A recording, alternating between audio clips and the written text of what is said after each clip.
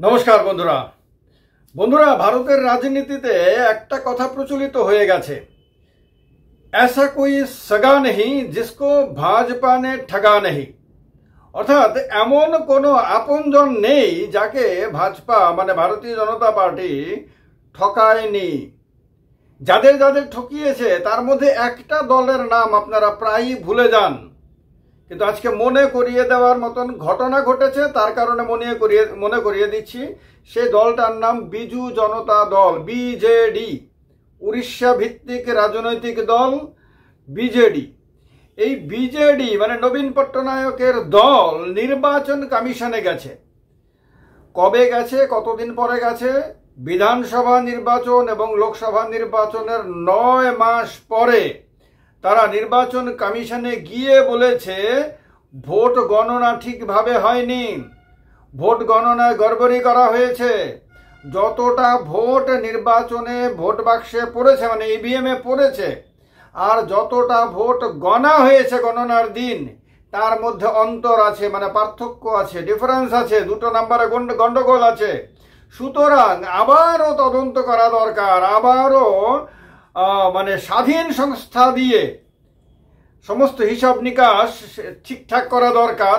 আর তার জন্য তারা অডিট করানোর কথা বলছে, অডিট করানোর কথাও বলছে আপনার সিএজির মাধ্যমে। সিএজি মানে controller and auditor general of India, CAG আপনারা জানেন। সেই সিএজি যে স্বাধীন সংগঠন, যেমন ভারতবর্ষে election commission autonomous body, constitutional body, ঠিক তেমনি সিএজিও একটা কনস্টিটিউশনাল বডি, সেটা ভারত সরকারের অধীনে না, সে স্বশাসিত সংস্থা। তো সেই সিএজিকে দিয়ে এখন ভোটের গণনা নতুনভাবে করানোর কথা বলছে বিজু জনতা দল, মানে উড়িষ্যার ক্ষমতা হারানোর 9 মাস পরে এবং লোকসভা নির্বাচনেরও 9 মাস পরে। আপনারা জানেন উড়িষ্যার বিধানসভা নির্বাচন লোকসভা নির্বাচনের সঙ্গে একই সময়ে হয়েছিল এবং ভোট গণনাও একই সময়ে হয়েছিল। গত জুন মাসে, মনে আছে নিশ্চয়ই আপনাদের, জুন মাসে দেশের লোকসভা নির্বাচনের ভোট গণনা হয়েছিল। সেই জুন মাসের নির্বাচনের পরে এখন মার্চ মাসের কদিন পরে, মানে মাঝামাঝি সময় চলে এসেছে, তার কদিন পরে মার্চ মাসও চলে যাবে। এতদিন পরে তাদের বোধোদয় হয়েছে যে তাদের বন্ধু তাদেরকে ঠকিয়েছে, এবং ঠকিয়েছে যে এমনভাবেই ঠকিয়েছে যেটা বিজেডি কোনোদিন ভুলতে পারবে না। এমন যন্ত্রণা এখন বিজু জনতা দল ছটফট করছে যে সেটা তাকে ইলেকশন কমিশন পর্যন্ত যেতে বাধ্য করেছে।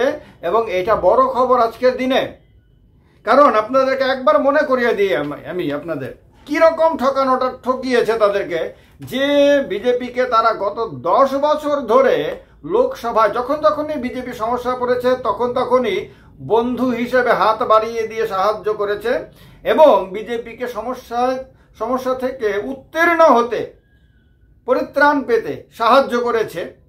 সেই বিজেডি এখন বিজেপির কাছে ক্ষমতা হারিয়ে আপনার এমন এক দুর্দশায় পড়েছে যেটা কল্পনা করা যায় না। বিধানসভাতে, উড়িষ্যাতে বিধানসভাতে মোট আসন হলো 147, 147। এর মধ্যে ছটফট করার কারণ তো রয়েছে।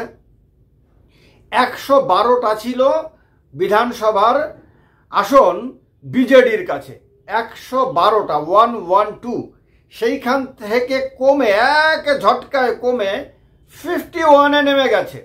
ভাবতে পারেন 61টা, 61 সিট এক ধাক্কাতে উড়িষ্যাতে বিজেডির কমে যায়। এত বড় ধাক্কা খাবে, এইরকম ভাবে তাকে নিচে নামতে হবে, এইটা বিজেডি কল্পনা পর্যন্ত করতে পারেনি। বিজেডি নিশ্চিত ছিল যে সে ক্ষমতায় আবারও ফিরে আসছে, তাকে হারানোর মতন ক্ষমতা না কংগ্রেসের আছে না বিজেপির আছে। কিন্তু যখন রেজাল্ট আউট হয় তখন তারা আকাশ থেকে একেবারে মাটিতে পড়ে এবং কোমর টোমর ভেঙে ছটফট করছে। আর বিজেপির অবস্থা কি ছিল? বিজেপির কাছে ছিল মাত্র 23টি আসন। সে 23টি থেকে বিজেপি এক লাফে বেড়ে হয় 81টি আসন। কোথায়? মানে বিজেপির বেড়েছে 58, 58টা আসন বেড়েছে বিজেপির আর 61টা আসন কমেছে বিজেডির। কংগ্রেসের আসন সামান্য বেড়েছে, 9 থেকে বেড়ে 14 হয়েছে, মানে 5টি আসন প্লাস হয়েছে, তবুও কংগ্রেস অনেক পেছনে। কিন্তু এই যে ধাক্কাটা খেয়েছে, আবার একই সময় লোকসভা নির্বাচনে বিজেডি আপনার তার কাছে 12টা আসন ছিল লোকসভার, যার কারণে বিজেডি একটা শক্তিশালী দল ছিল লোকসভাতে। সেইখান থেকে সে একটা লাড্ডু পায়, এরকম গোল লাড্ডু পায়, জিরোতে নেমে যায় বিজেডি।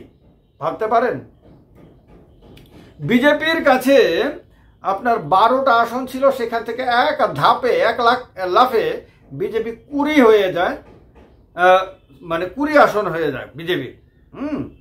12টা আসন প্লাস হয়, 12টা আসন প্লাস হয়, মানে 8টা ছিল, 8টা থেকে 20 হয়ে যায়, 12টা প্লাস হয়। কংগ্রেসের কাছে একটা ছিল, একটাই কংগ্রেস পায়।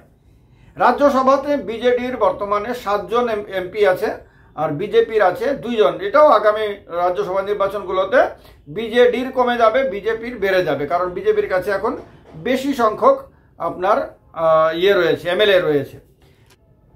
তো এইরকম ভাবে আমরা যদি দেখি যে বিজেডি বিরাট ধাক্কা খেয়েছে। এখন বলছে ভিভিপ্যাট এবং ইভিএম, এই দুটোর যে মানে ভিভিপ্যাটের যে হিসাব আর ইভিএম এর যে হিসাব, দুটোর মধ্যে গন্ডগোল হয়েছে, ফলে এখন ঘোটালা হয়েছে, আর কি পরিষ্কার কথা ঘোটালা হয়েছে। এখন তার জন্য সিএজিকে দিয়ে তদন্ত করতে হবে। কেন বাবু, এই কথাগুলো আগে মনে ছিল না? আগে মনে ছিল না? আগে দেখোনি একনাথ সিন্ধের কি দশা ধরেছে? আগে দেখোনি নীতিশ কুমারকে নিয়ে কিরকম ছেলে খেলা করেছে? আগে দেখোনি চিরাগ পাসওয়ানকে নিয়ে কিরকম খেলা হচ্ছিল? চিরাগ পাসওয়ানের কাকু ওনার সঙ্গে কিরকম খেলা হচ্ছিল? এগুলো দেখোনি? এগুলো দেখে শিক্ষা নাওনি? যদি শিক্ষা না নিতে পারো, তারপরে আকালি দলের সঙ্গে কি হয়েছিল? ইতিহাস থেকে যে শিক্ষা নিতে না পারে যে দল ইতিহাস বারবার তাকে চোখে আঙুল দিয়ে দেখিয়ে দিলেও সে আবেগপ্রবণ হয়ে অথবা স্বার্থে অন্ধ হয়ে সে শিক্ষা নেয় না, শিক্ষা নিতে অক্ষম থাকে, তাকে তো এইরকম পরিস্থিতির মুখোমুখি হতেই হবে। আজকে কবে বিধানসভা নির্বাচন হয়ে গেছে? 9 মাস আগে হয়ে গেছে। এখন গিয়ে তাকে ইলেকশন কমিশনে বলতে হচ্ছে ঘোটালা হয়েছে। ঘোটালাটাও বোঝার জন্য তার 9টা মাস সময় লেগেছে। এখনো সে বুঝতে পারছে না সে ইন্ডিয়া জোটে যাবে না এনডিএ জোটে যাবে না মাঝখানে থাকবে। মাঝখানে থেকে তার কি লাভ হবে বুঝতে পারছে না, কোন জোটে গেলে তার কি লাভ হবে বুঝতে পারছে না। কারণ যাকে এতদিন ধরে বন্ধু ভেবে এসেছিল, সেই বন্ধু তো এমন শিক্ষা দিয়েছে যে এই শিক্ষা জন্মো তক याद रहेगा। বলে না, জনম জনম কা সাথ হ্যায় হামারা তুমারা। তো বিজেপির সঙ্গে বিজেডির এখন জনম কা সাথ হয়ে গেছে। যত জন্ম হবে বিজেডির তত জন্মেই বিজেপির কথা মনে রাখতে হবে, কারণ এমন হিসাব বিজেপি দিয়েছে বিজেডিকে, নবীন পট্টনায়ককে, যে তাদের মনে রাখতেই হবে। তো এই শিক্ষা দেখে আপনারা কি শিখলেন, কি বুঝলেন? কিছু কি বুঝলেন? যদি বুঝে থাকেন তাহলে কমেন্ট বক্সটা তো রয়েছে, ফটাফট টাইপ করে লিখে দিন আপনার মনের কথা। বিজেডির মতন পরিস্থিতি কি অন্য দলেরও হতে পারে? নীতিশ কুমারের হতে পারে, চন্দ্রবাবু নাইডুরও হতে পারে, যদি তারা সময় থাকতে নিজের পরিস্থিতিকে ঠিকঠাক না করেন, উচিত সিদ্ধান্ত নিতে না পারেন, তাহলে কি তাদেরও একনাথ সিন্ধে এবং নবীন পট্টনায়কের মতন ছটফট করতে হবে? মতামত স্বাধীনভাবে দেবেন। জয় হিন্দ, বন্দে মাতরম।